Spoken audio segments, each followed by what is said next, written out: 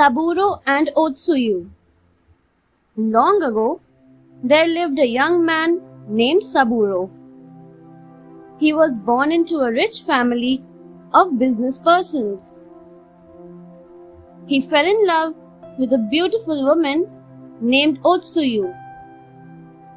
Their love was a happy and blossoming kind of love, like a beautiful peony flower. They met in secret for some time and then decided to get married. But before they could get married, Saburo fell ill and could not meet Otsuyu for a long time. When he recovered, he went out in search of Otsuyu. He looked for her everywhere, but what he got was bad news. A man told him that Otsuyu had died some time ago. Saburo was heartbroken. He loved her very much.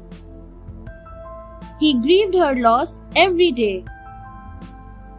That year, on the Obon festival, he prayed for her soul to visit him.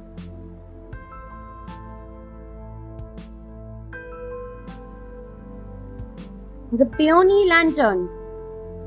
After praying, Saburo went towards his home at night. Soon, he was approached by a beautiful lady and her maid. They carried a peony lantern with them. When the light of the peony lantern fell on the lady's face, Saburo was shocked. She looked like Otsuyu. He could not believe his eyes and ran towards her. Before he could even utter a word, the lady started crying. She said, "Dear Saburo, my aunt told me that you died of illness. I was heartbroken and was about to leave the town with my maid. But here you are, standing in front of me. I am so happy to see you." Saburo was filled with joy. He hugged and kissed Otsuyu, and he invited the two women to his house. That night, he held Otsuyu in his arms, and they slept together. Reunited, they again started meeting in secret.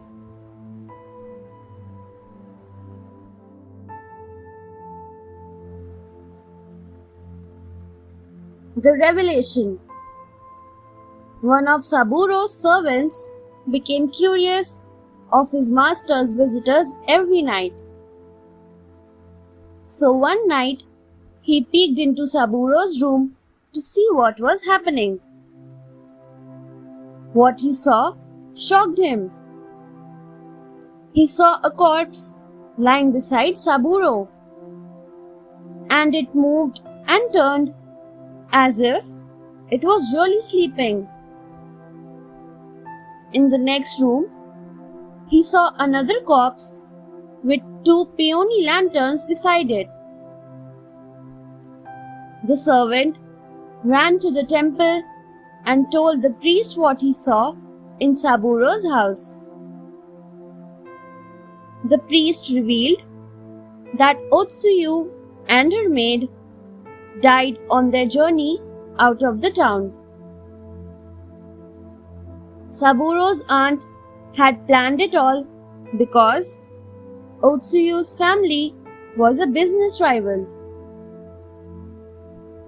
She did not want Otsuyu to be married to Saburo, so she tricked her into exile by Saburo's framed death.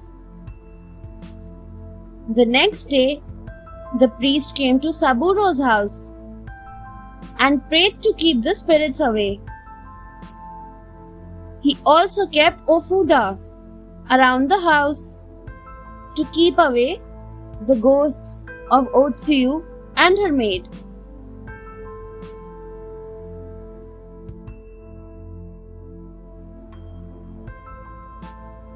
The reunion. Every night, Otsuyu and her maid stood outside Saburo's house. She cried and called out his name. She desperately wanted to meet him. Inside, Saburo suffered because he realized that he was going to be separated from Otsuyu again. "Please, I want to see her," he begged his family and servants. He didn't want to be separated from her again. He stopped eating and sleeping. As a result, his health deteriorated. His family was afraid that Saburo would die of heartbreak. They finally asked the priest to remove the talismans kept around the house. That night, no voice called out Saburo's name. It was a quiet night. The next day, Saburo was found lying dead. His body was entwined around a skeleton. On his face was a smile, a pure bliss. Thanks for watching. Do like, share, subscribe to Sahil Book House.